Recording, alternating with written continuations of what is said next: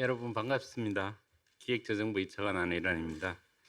지금 세계 경제는 코로나 확산 속도와 방역 상황에 따라 경제 봉쇄와 재개 조치를 반복하면서 미정유의 동반 침체와 불확실성을 경험하고 있습니다.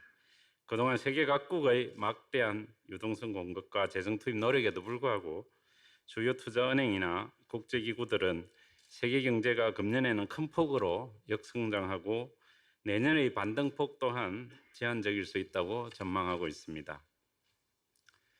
그러나 다행히도 우리나라는 모범적인 K-방역을 바탕으로 세 차례에 걸친 추경을 포함한 단계적 정책 패키지로 신속하고 선제적으로 대응한 결과 다른 나라들에 비해서는 상대적으로 양호한 경제 실적을 보일 것으로 예상하고 있습니다. 하지만 대외 의존도가 높은 우리 경제의 특성상 최근 코로나 재확산에 따르는 세계 경제의 더딘 회복 과정이 국내 경제에 부정적 영향을 미칠 수 있다는 점에서 앞으로도 코로나 위기 상황이 완전 종식되기 전까지는 결코 긴장의 끈을 놓을 수 없는 엄중한 상황이라고 하겠습니다.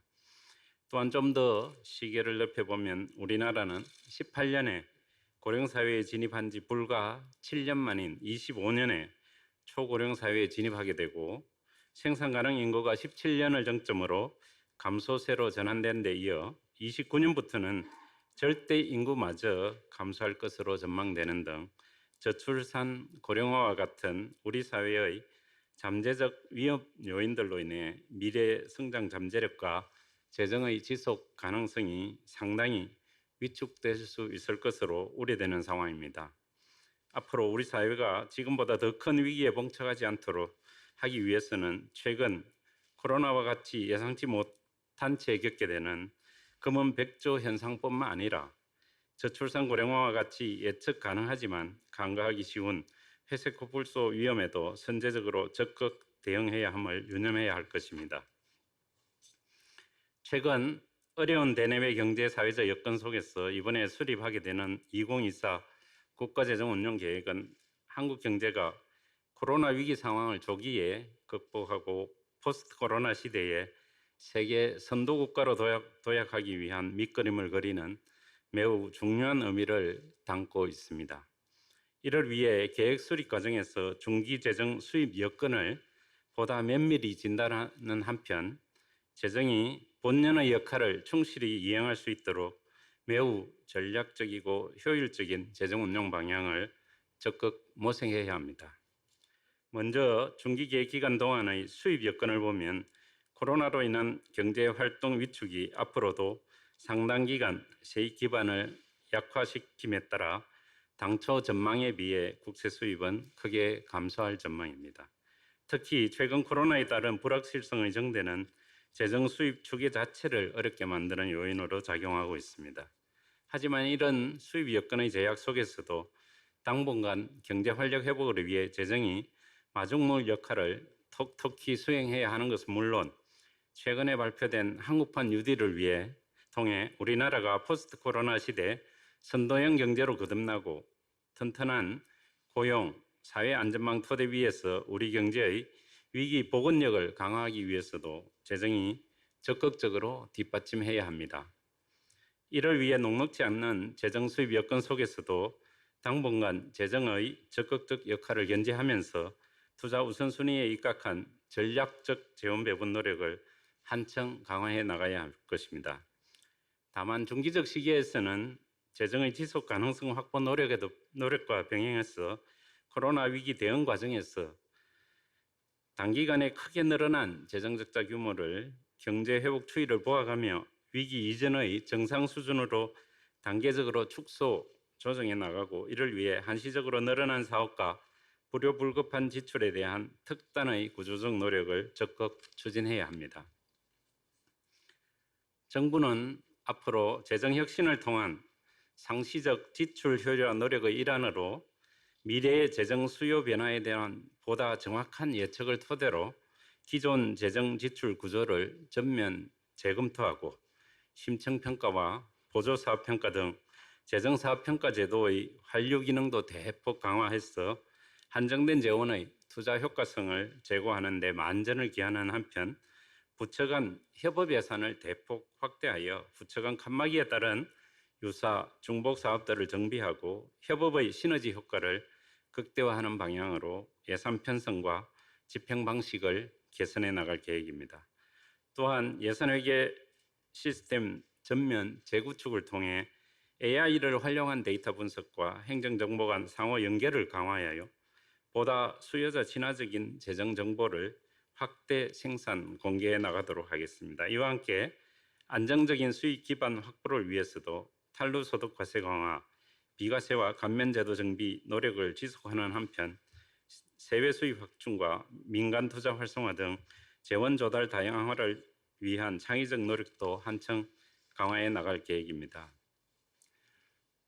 정부는 근본 2024 국가재정운용계획 수립을 위해 분야별 전문가 지원단을 조기에 구성하여 지원단 워크숍과 부처별 설명회 등도 별도로 개최하는 등 과거보다는 더욱 내실 있게 지원단을 운영해 오고 있습니다. 이 과정에서 많은 분들이 중기재정 운영의 목표와 전략을 고민하는 데 큰 도움을 주고 계셔서 이 자리를 빌어 다시 한번 감사드리는 말씀을 드립니다.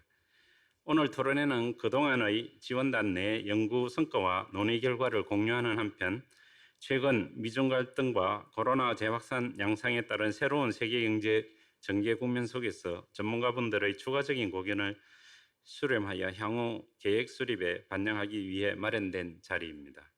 아무쪼록 오늘 이 토론회가 어렵게 마련된 자리이니만큼 참석자분들께서 좋은 의견들을 적극적으로 개진해 주셔서 짧은 시간이지만 매우 의미 있는 자리가 될 수 있도록 협조해 주시면 감사하겠습니다.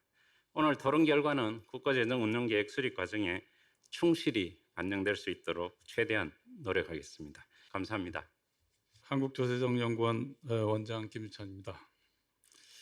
오늘 국가재정운영계획 정책토론회에 참석해 주신 여러분 감사하고 환영드립니다. 작년에 이어 올해도 한국조세정연구원과 기획재정부는 중기 재정 운영 방향에 대한 의견을 수렴하는 국가재정운영계획 토론회를 함께 개최하게 되었습니다. 현재 세계는 코로나19 감염병으로 인하여 세계 교역량이 급감하고 주요국의 경제 성장률이 마이너스를 기록하는 등 글로벌 경제 위기가 심화되고 있습니다. 다행히 우리나라는 이른바 K-방역으로 코로나19 감염병 확산을 최소화했지만 넉 달 동안 연속 취업자 수가 감소하는 등 경기 여건이 녹록치 않습니다. 코로나 팬데믹으로 인한 위기 국면이 언제 끝날지 모르는 어려운 상황입니다. 이러한 경제 위기를 조기에 극복하고 포스트 코로나 시대를 대비하기 위해 정부는 디지털 뉴딜과 그린 뉴딜을 두 축으로 하는 한국판 뉴딜을 발표하였습니다. 2025년까지 160조 원을 투자해 약 190만 개의 일자리를 창출하겠다는 계획입니다. 즉 대한민국의 대전환을 선언한 정부 정책을 실현하기 위해 5년간의 재정 운영 방향을 계획하는 것이 무엇보다 중요해진 시점입니다. 우리는 이번 코로나19로 인한 위기를 겪으며 취약계층에 더 많은 관심을 가져야 함을 뼈저리게 깨달았습니다. 예상치 못한 위기가 장기화되면서 취약계층 노동자가 많은 피해를 입으며 양극화, 불평등이 더 심화되었습니다. 이에 고용보험 사각지대에 놓인 노동자를 보호하고 나아가 전 국민을 대상으로 하는 고용 안전망을 확충해야 합니다. 한편 곧 다가올 초고령 사회에 대비하기 위하여 선제적으로 노인복지 체계를 정비하고 준비해야만 합니다. 지속 가능한 노후 소득을 확보하기 위한 노인 일자리를 확충하고 퇴직연금과 개인연금을 활성화하는 체계를 미리 준비하여야 합니다. 산업 분야에서는 코로나19 이후 글로벌 공급망이 재편될 것이라고 예측하고 있습니다. 이러한 변화에 대응하기 위하여 비대면, 바이오 등 유망 신산업을 육성하기 위한 투자 방안 및 규제 개선 방안도 필요합니다. 우리는 경제, 산업 분야의 대전환 앞에 지금 서 있습니다. 아무쪼록 오늘 토론회가 포스트 코로나 시대를 철저히 준비하고 현재 위기를 꿋꿋하게 헤쳐나갈 수 있도록 재정 운영 방향에 대한 지혜를 모으는 자리가 되기를 바랍니다. 한국조세정연구원도 국제연구기관으로서 미래를 내다보는 연구로 국민들 삶에 도움이 될 수 있도록 더 노력하겠습니다. 다시 한번 이 자리에 함께 해주신 모든 분들께 진심으로 감사를 드립니다. 내용은 경제 및 재정 여건, 2024년 중기 재정계획 운용의 고려사항, 그리고 2024년 중기 재정 운용 방향 이렇게 되어 있습니다. 먼저 경제 및 재정 여건입니다. 이미 많이 신문을 통해서 알려져 있습니다만 전 세계적으로 코로나 19 타격은 굉장히 심한 편입니다. 저 빨간색 그래프를 보시면 진한 빨간색은 가을 이후에 2차 타격이 발생한 시나리오고 더블 hit트 시나리오입니다. OECD 표현에 따르면. 그리고 그냥 빨간색은 지금 현재 진행되고 있는 싱글 히트 시나리오인데요. 보시면 스페인이랄지 프랑스, 이탈리아, 영국은 이미 마이너스 10 이상으로 GDP가 유축된 아주 어마어마한 충격이 지금 발생이 되고 있고요. 미국 마이너스 7.3, 독일 마이너스 6.6, 일본 마이너스 6 등 굉장히 큰 타격을 받고 있습니다. 한국은 가장 오른쪽에 있는데요. 거의 단연 모범적인 국가를 할 수 있겠습니다. 물론 절대적인 측면에서는 위축이 되었기 때문에 상당히 심한 경제적인 상황을 맞고 있기는 합니다. 향후 시나리오는 싱글 hit일 경우에는 21년 말쯤에야 비로소 OECD 국가 기준으로는 99년을 회복한다고 이렇게 되어 있습니다. 그렇기 때문에 내년까지는 상당히 힘든 시기를 보내게 될 것이다가 OECD 평균 국가의 상황입니다. 다행히 한국의 경우에는 OECD 전망에 따르면 가장 양호하기 때문에 왼쪽 그래프를 보시면 알겠지만 2020년 하반기가 되면 약간의 플러스까지 예상이 될 정도로 지금 호전이 되고 있고 21년에는 경기가 플러스로 전환될 가능성이 있습니다. 다만 오른쪽 그래프에 나타나 있듯이 붉은색이 수출입니다. 수출은 우리 내수하고 상관이 없기 때문에 상당히 어려울 가능성이 있기 때문에 이 전망은 기본적으로 불투명한 불확실성이 큰 상황 속에서 전망이라 할 수 있겠습니다. 결론적으로 한국은 절대적으로는 힘든 상황이지만 OECD과 상대적으로 대단히 양호한 가운데 경제 위기를 극복하고 있는 상황이다 이렇게 말씀드릴 수가 있겠습니다. 비슷한 시나리오가 이제 KDI에서도 최근에 제시가 됐었는데요. 이것은 한국의 GDP 실질과 그리고 인플레이션을 더한 명목 경제 성장률의 시나리오입니다. OECD와 마찬가지로 V자를 우리나라의 경우에는 예상을 할 수가 있습니다. 그래서 2021년이 되면 기저효과도 있고 해서 4% 중반까지 명목 성장률이 올라가게 되고 그리고 쭉 4% 초반까지는 유지가 되는 이 4%는 실질과 인플레이션을 합한 값입니다. 상당히 비교적 KDI 전망에 따르면은 내년부터는 양호한 견조한 경제 성장을 기대할 수는 있겠습니다. 다만 GDP 디플레이터가 추세적으로 오른쪽 그림에 보이듯이 계속 낮아지고 있습니다. 그래서 1 이하로 내려가는 그런 추세가 지금 보이고 있기 때문에 이렇게 이제 GDP 디플레이터 떨어지면 명목 성장률도 하락하는 위험 요인은 존재합니다. 경제가 상황이 안 좋기 때문에 국가 부채는 코로나 대응 그리고 GDP 자체의 위축 등으로 GDP 비중으로 굉장히 높게 올라가고 있는데 OECD 평균 18%고 미국은 24%가 단 1년 만에 국가 부채가 늘어나고 일본도 이미 230, 40%인데 다시 22%가 1년 만에 늘어나야 되는 아주 고통스러운 국면을 지금 OECD가 맞고 있는데요. 한국의 경우에는 이 역시 대단히 양호한 숫자입니다. 다만 우리나라의 추세적으로 볼 때는 이번 수치가 상당히 높은 수치가 될 것입니다. 전망의 경우에는 이번에 이제 3차 추경이 발표가 되기 때문에 이 표를 보시면 좀 더 정확하겠습니다만 관리재정 수지 같은 경우에 3차 이후에 20년 GDP의 5.8 정도까지 이번 3차 추경이 상당히 큰 규모의 재정 확장 정책이 들어가 있기 때문에 5.8이 될 것으로 예상이 되고 있고 그 결과 국가채무는 43.5%까지 상승할 걸로 예상이 되고 있습니다. 1, 3, 4 추경의 세출 증액 내용을 보시면 조금 이따 드릴 말씀과 연관이 되기 때문에 얼른 보시면 1, 2, 3에서 역시 가장 중요한 것은 코로나로 타격을 입은 계층에 대한 지원입니다. 중소기업 소상공인, 저소득층 고용 안정, 긴급 재난지원금, 그리고 고용 사회 안전망 확충 등이 가장 큰 폭의 확장인데 이것은 당연하면서도 매우 필요한 그런 재정 확장 정책이다 이렇게 평가를 할 수가 있겠습니다. 국세 수입은 최근 들어서 성장률이 떨어지고 있습니다만 국세 수입 같은 경우에는 그간에 상당히 큰 변동폭을 보여왔습니다. 그래서 그런 변동폭 가운데 지금부터 성장률이 낮아지는 그런 시기를 맞이하고 있고 더군다나 디플레이션이 강해질 경우에는 더 전망이 어렵기 때문에 이제부터는 통화 정책이 굉장히 중요한 그런 시기가 될 것 같습니다. 두 번째는 지금 그 파란색의 중간 파란색의 2019년을 보면은 아예 마이너스로 약간 떨어지는데요. 이 부분이 이제 지방 소비세를 그 지방으로 이양했기 때문에 절대적인 수치는 약간 올라감에도 불구하고 최종적으로는 마이너스까지 가는. 그래서 국세 관점에서 보면 상당히 어려운 세수 전망이 지금 되고 있다 이렇게 말씀드릴 수가 있겠습니다. 2024년 중기 재정계획 운영의 고려사항입니다.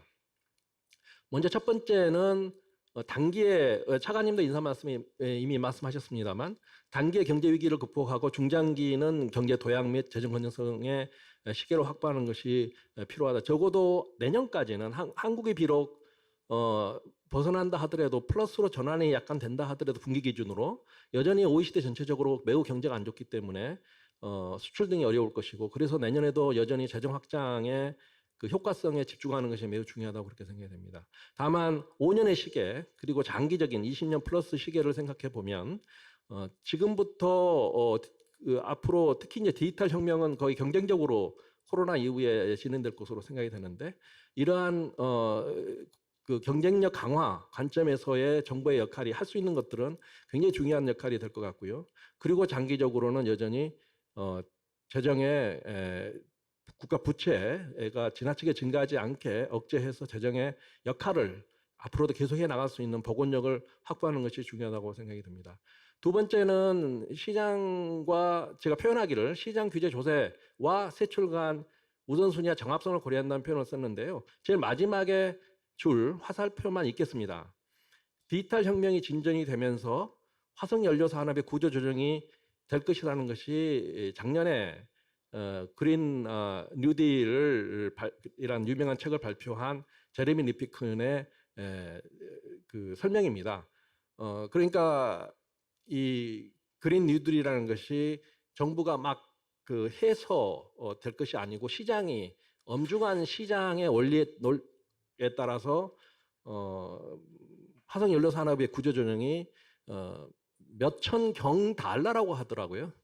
그러한 그 무시무시한 구조 조정이 일어날 것이므로 이에 대한 대응을 해야 되고 그리고 또한 촉진할 수 있는 것은 촉진을 해야 되는데 그것은 통신, 교통 인프라 같은 그런 그 디지털 스마트 산업의 육성입니다.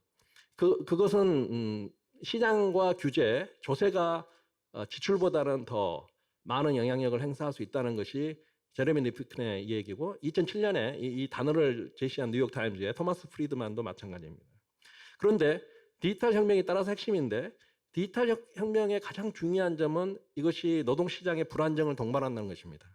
그래서 노동시장의 불안정성, 대량 실업이 만약에 발생을 하고 그것이 유지될 경우에는 디지털 혁명 자체의 성공도 굉장히 어렵게 되기 때문에 이 부분을 보완할 수 있는 역할은 정부의 기능 중에서 재정밖에 없습니다. 그래서 시장에서의 디지털 혁명을 촉진시키고 그리고 이와 함께 그린 뉴딜이 같이 가는 그런 이 기술 측면에서의 변화가 크게 일어날 것이고 이 과정 속에서 노동시장의 안정성을 확보해주고 그다음에 이러한 기술의 발전을 위한 마중물 역할을 재정에 해주고 그리고 필요하다는 규제 정책과 같은 제도 개선을 한다는 것이 이번에 발표된 한국판 뉴딜입니다. 그래서 한국판 뉴딜은 결코 어느 한 분야 예를 들어서 뭐 환경 분야의 지출 이렇게 구성되어 있지가 않고 향후 그 전 세계적으로 산업 구조의 변화와 일자리 시장의 변화를 재정이 어떤 식으로 국가가 어떻게 이거를 선도할 것인가에 대한 그런 큰 그림이 그려져 있습니다. 이 말씀을 약간 오래 드리는 이유는 제가 그 신문에 보면은 그린 뉴딜인데 왜 환경 분야에 대대적인 예산 지출이 없느냐라는 그 기사를 많이 보게 되는데 그린 뉴딜이 그 지금 논의가 되고 있는 것은 석탄 연료 산업과의 붕괴와 맞닿아 있고 그 붕괴는 디지털 혁명에 의한 것이지 정부가 이를 유도하는 것은 아니고 이 붕괴되는 산업에 대한 정부의 기능은 오늘 말씀드리지 않았습니다. 대단히 많이 제레미 리프크는 말하고 있습니다. 그래서 굉장히 복합적이고 미래적인 것이다. 그린 뉴딜을 이야기할 때는 그런 내용이 고민되어야 된다 이렇게 말씀드릴 수가 있겠습니다. 그리고 또한 현재 재정 정책에서 매우 중요한 부분은 통화 부분에서의 특징인데요. IMF가 이번에 봄에 4월에 무지무지 국가 채무가 올라가지만 국채 이자 부담은 크게 걱정할 것이 없다는 발표를 했습니다. 그것은 이제 이 상단에 있는 100년 동안의 IMF 자료입니다. 상단에 있는 100년 동안의 이자율의 흐름인데 거의 1980년부터 지금까지 40년 동안 아주 지속적인 패턴을 보이고 있습니다. 거의 이제 지금은 0에 가까워지는 그런 시대이기 때문에 예를 들어서 마스트리트 조약의 60% 시대의 이자율을 생각해 보시면 지금은 거의 4분의 1 이하로 이자 부담은 당시보다 떨어졌다. 60%에 대한 기준은 그 당시 설정한 이유는 그런 이자율도 고려하고 여러 가지 경제 성장률도 고려해서 나오는 것도 하나의 함수로서 60%가 결정된 것이기 때문에 지금 이 시기에 60% 자체는 수정이 필요하다는 것이 IMF의 이야기고 뭐 유명한 레리 서머스 등의 이야기입니다. 한국의 경우에 또 한 가지 고려해야 될 점은 저 아래 그래프의 오른쪽에 있듯이 이탈리아는 부채가 너무 많기 때문에 1.76 정도 되는 것 같고요. 한국이 1.39로 여전히 뭐 지금 실질적으로 마이너스로 들어간 국가들이 거의 반이 되다시피 할 정도입니다. 이것은 결국 앞으로도 당분간은 한국의 이자 부담이 떨어지는 방향으로 진행이 될 것이다를 제시하는 것입니다. 따라서 이러한 통화 시장, 통화 부분의 흐름, 큰 흐름이 재정 정책 기조에 고려가 될 필요가 있다라고 말씀드리겠습니다. 중기 재정 운용 방향에 대해서 크게 세 가지를 이미 말씀드렸기 때문에 그걸 정리하는 차원에서 말씀드리면 첫 번째는 운용 방향의 가장 첫 번째로 중요한 것은 완전한 극복입니다. 코로나19로 국가 채무가 이제 늘어나는 가운데 아마도 국가 채무를 빨리빨리 잡아야 된다는 그런 이제 압박이 있을 수가 있는데요. 2009년 때 유럽과 일본, 미국 등에서 했던 부채가 너무 생겼으니까 바로 그 건전화를 시도했는데요. 그것이 왼쪽에 있는 그래프에서 파란색이 마이너스로 가다가 이 구조 재정 수지의 변화량입니다. 그러니까 1년 2009년에는 매우 컸고 지금처럼 2010년에는 일정한 수준 유지하다가 그 다음부터 바로 건전화를 바로 단행을 합니다. 단행을 하는데 그 IMF가 오른쪽의 그래프는 무슨 뜻이냐면은 X축은 그 당시 2009년 당시에 그 발표가 된 건전화의 규모입니다. 건전화 예를 들어서 그리스는 뭐 오른쪽 최하단에 있듯이 굉장히 강하게 하고자 했고요. 그리고 중간에 보면 GBR, 영국 등도 있고 해서 이런 쪽이 이제 건전화를 하려고 했는데 당시에 예측했던 GDP 그 경제 성장률이 실질적으로는 차이가 많이 났다. 그리스는 너무 심하니까 빼고 나서 보시면 약 1% 정도의 오차가 GDP 성장률에 오차가 발생했다. 이것은 당시에 굉장히 신문에 많이 인용이 됐는데요. 그 이유는 IMF처럼 우리 기억나시겠지만 건전화를 강하게 주장하는 국제기구가 별로 없습니다. 그 안에서도 블랑샤드를 중심으로 한 IMF에서 대대적인 공개적인 포지셔닝이 건전화가 중요하지만 시점이 너무 빠르면은 오히려 경제를 다시 한번 까나앉게 만들기 때문에 경제 회복을 먼저 보고 나서 건전화를 해도 늦지 않다. 브랑샤드의 표현에 따르면 늦었을 때의 위험과 빨랐을 때의 위험이 있다면 빨랐을 때 위험이 훨씬 더 심각하다 이렇게 표현을 하고 있습니다. 그래서 완전한 회복에 대한 그 적극적인 재정 정책이 필요하고 두 번째는 대응력의 강화인데요. IMF가 이번에 발표한 아이디어스가 재정 정책 기조인데 그 중에서 가장 많이 강조하는 것이 자동 안정화 장치의 강화입니다. 그러니까 우리 지금 실업연금이랄지 그 자동으로 이렇게 경기가 나빠지면 지출되는 그 자동 안정화 장치가 있는데요. 그 자동 안정화 장치의 대상을 좀 더 넓게 잡고 그런 부분에 대해서는 모두 다 경기 수준에 따라서 자동으로 지출이 일어날 수 있도록 하는 것이 바람직하다. 그래서 IMF에서는 New Generation of Automatic Stabilizer라는 표현까지 쓰고 있습니다. 이런 관점에서 한번 본다면 지금 뭐 여러 가지 차원에서 이제 거의 한 40년이 넘은 지방 교부금, 지방 교육재정 교부금 거의 100조 가량이 되는데요. 이 부분이 참 걱정거리입니다. 이게 완전히 경기와 순행적으로 갑니다. 돈이 많이 거치면 막 써버리고요. 돈이 거치지 않았을 때도 거기는 균형을 이루어야 되는 그러니까 들어오는 대로 쓰는 방식이라서 이 방식이 지금 현재 경제 회복에는 상당히 제도적으로 걸림돌이 되고 있습니다. 마지막으로는 재정의 복원력을 유지하는 것인데요. 고령화 차관님께서 말씀드렸습니다만은 앞으로 굉장히 빠르게 진정이 되면서 복지 지출이 관련된 복지 지출도 빠르게 증가할 것으로 예상이 됩니다. 그래서 이번에 코로나 관련한 그 국가 채무는 일회성이지만 고령화와 관련된 것은 앞으로 지속적인 것이기 때문에 이를 감안해서 국가 채무가 늘어나는 그 속도를 늦출 필요가 있는데요. 재정이 유지되려면은 그 빠르게 증가하는 그 속도를 줄여야 되는데 국가 채무가 늘어날수록 그러니까 재정 수지 규모가 적자 규모가 커질수록 이걸 안정화시키는 게 그만큼 힘이 듭니다. 그래서 그 뭐 우리가 가장 건전한 수준이긴 하지만 이번 위기를 다 극복하고 나면 제 생각에는 한 2023년, 그러니까 21년, 22년도 본격적인 그 구조조정을 할 것인가는 고민이 좀 필요하다 보이는데요. 하여간 22년, 23년 그 이후에 계획적이고 굉장히 과감한 지출 구조조정 같은 노력도 함께 고민을 해야 되는 그런 시점이 아닌가 그렇게 생각이 됩니다. 네, 이상으로 제 발표를 마치도록 하겠습니다. 예, 그 사회를 맡은 인하대 경제학과 강병구 교수입니다. 김정은 원장님 발표 잘 들었습니다. 전반적으로 우리가 지금 처하고 있는 경제 및 재정 여건에 대해서 상세히 살펴주시고 2024 중기재정 운영의 고려 사항과 중기재정 운영 방안에 대해서 몇 가지 짚어주셨습니다. 그 방향으로는 코로나19의 진행 상황으로 볼 때 2021년에도 재정의 확장적 대응이 필요하다라고 강조를 하셨고 또한 확장적 재정 정책의 일시적 자동화 기제를 활용할 필요가 있다고도 언급해 주셨습니다.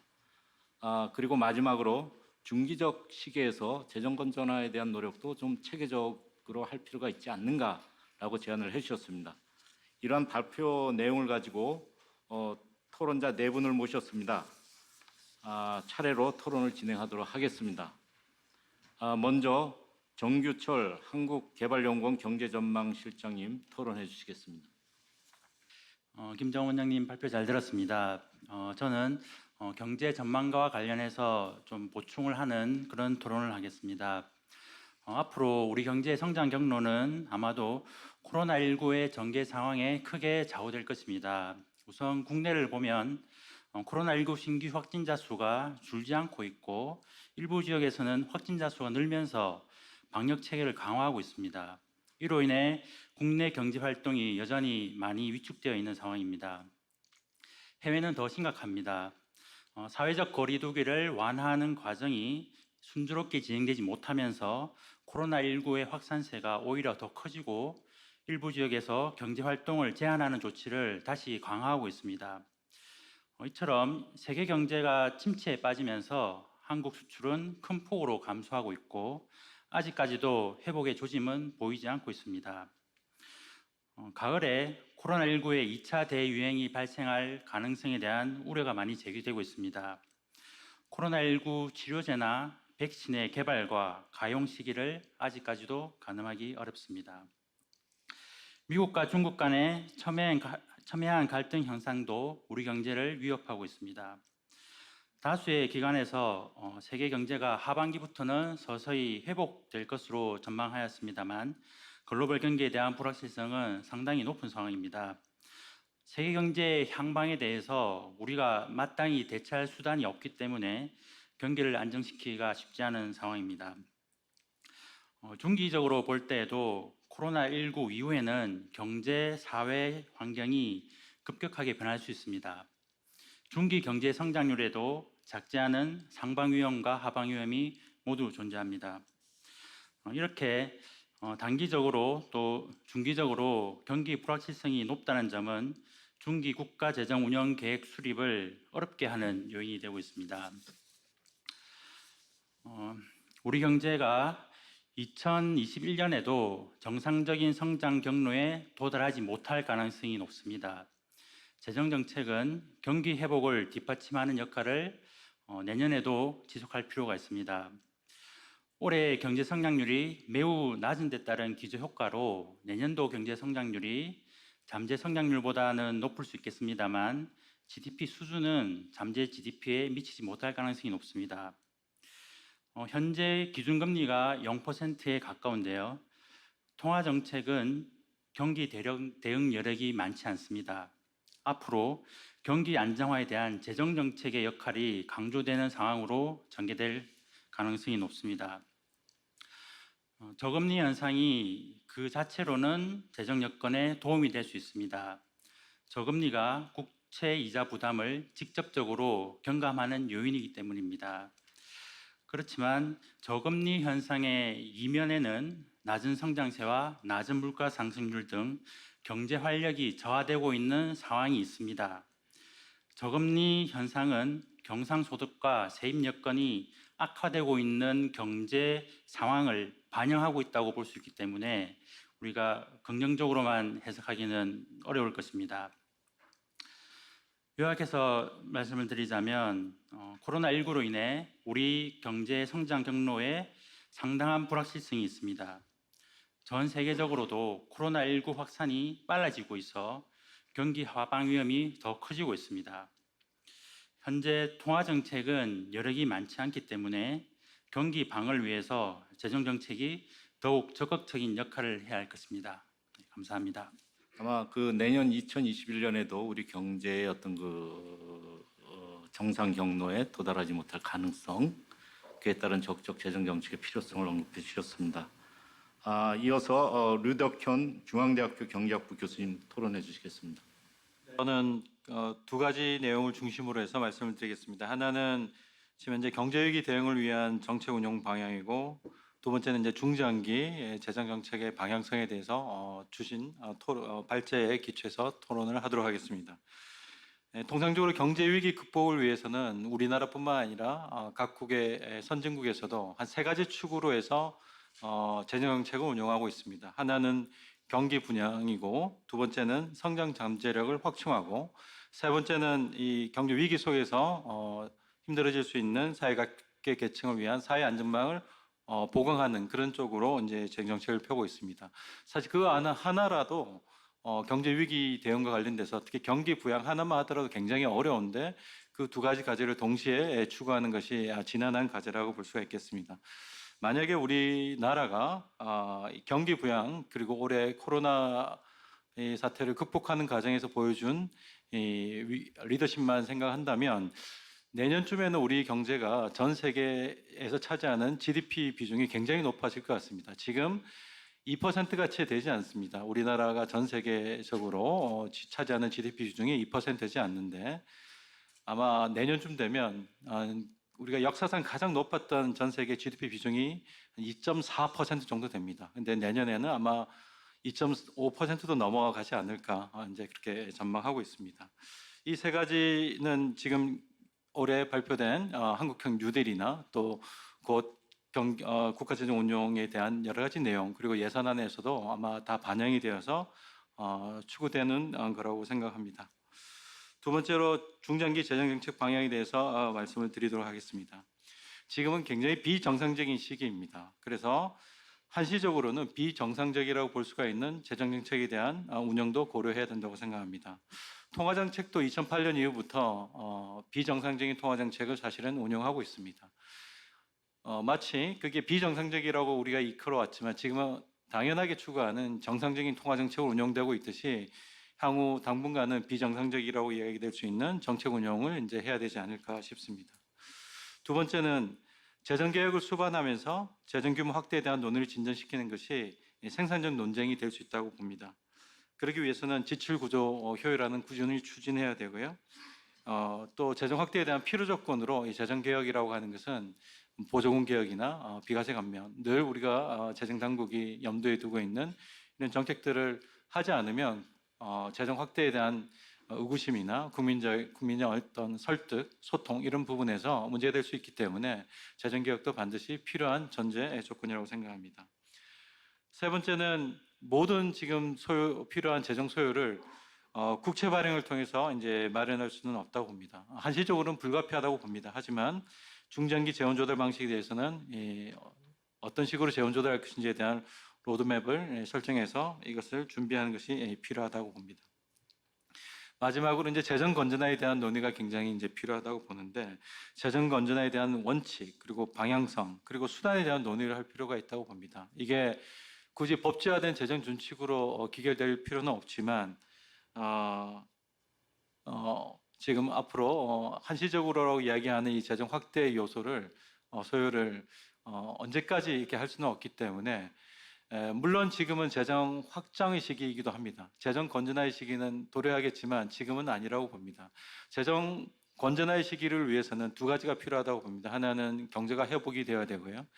그래서 98년도 미국 경제가 29년 만에 재정 균형을 달성한 그런 재정 건전화의 시기를 분명히 이제 경험했던 적이 있습니다. 그리고 과거에 독일도 2009년, 10년에 재정 건전화가 어느 정도 이루어졌습니다. 이 두 나라의 사태를 보자면 분명한 경제 회복이 필요합니다. 또한 재정 건전화의 확실한 수단은 세입 여건이라기보다는 지출에 대한 적절한 조정이라고 봅니다. 그래서 두 가지 그 전제 조건, 경제 회복과 지출 구조 조정 효율화 이 두 가지 요소가 재정 건전화의 전제 조건이 되기 때문에 이 부분은 분명히 중장기적으로 우리가 담아야 될 정책 방향이지 않을까 싶습니다.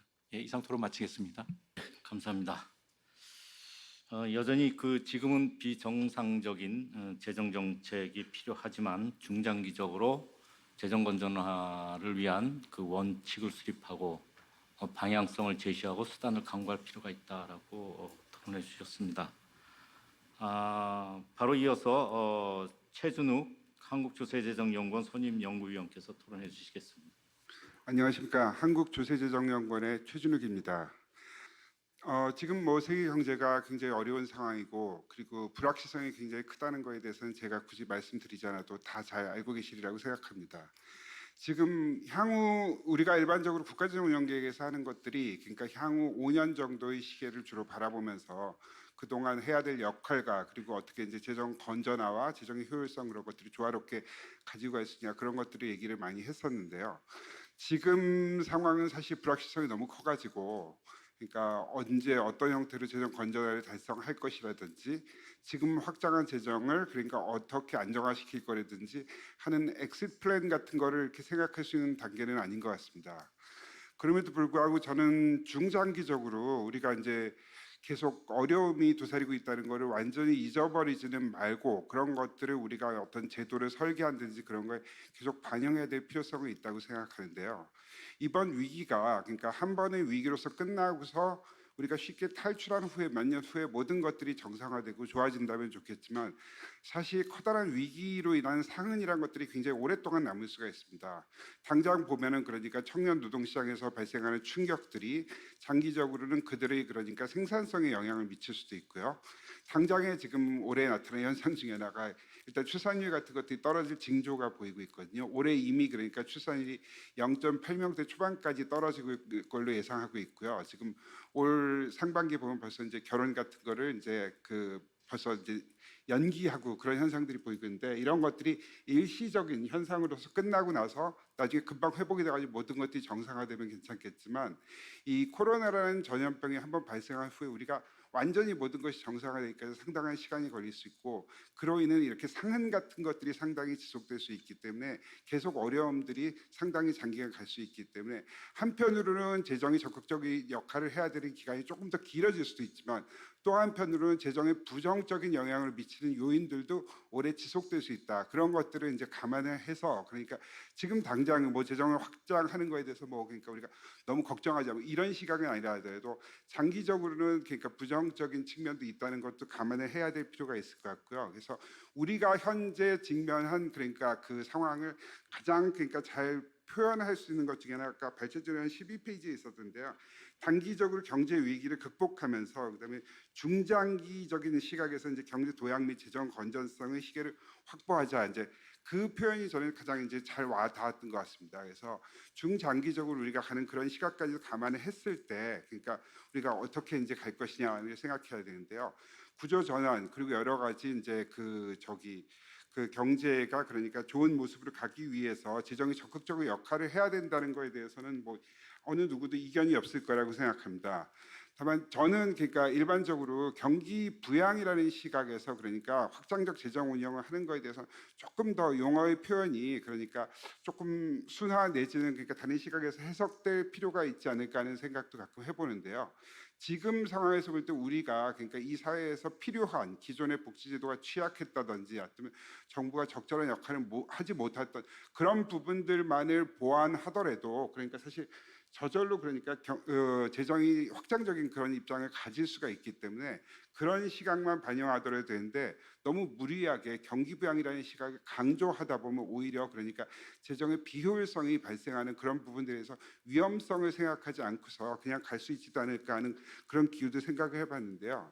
그리고 장기적인 시각을 생각했을 때 우리가 이 현재 상황이 이자율이 굉장히 낮아진 상황이고 그리고 그거에 대해서 국제사회도 긍정적으로 지금 대체적으로 해석하는 경향이 강하지만 이자율이 낮아진 그 배경에는 또 하나는 전 세계가 전체적으로 그러니까 인구 성장률도 떨어지고 저성장에 직면해 있다는 거 있기 때문에 그런 그러니까 구조적인 요인이 있기 때문에 단기적으로 그러니까 우리가 그러니까 국채가 증가하는 거에 대해서 그러니까 국가 채무가 증가하는 것에 대해서 단기적인 위험성은 굉장히 줄어들지만 또 한편으로는 그러니까 특별한 어떤 그러니까 변화 요인이 있지 않는다면 장기적으로는 우리가 그것들이 미래 세대로 넘어가는 그런 구조적인 요인들을 해결하기가 더 힘들다는 것을 의미하기도 하거든요. 그러니까 과거에 역사적으로 보면 국가 부채가 증가했던 시기에 그 이후에 어떤 성장 동력 또는 그러니까 인플레이션 여러 가지 요인에 의해서 국가 부채가 감소한 그런 시기들이 있었지만 앞으로는 그런 요인들이 그러니까 다시 그러니까 계속되기 힘들다는 걸 감안했을 때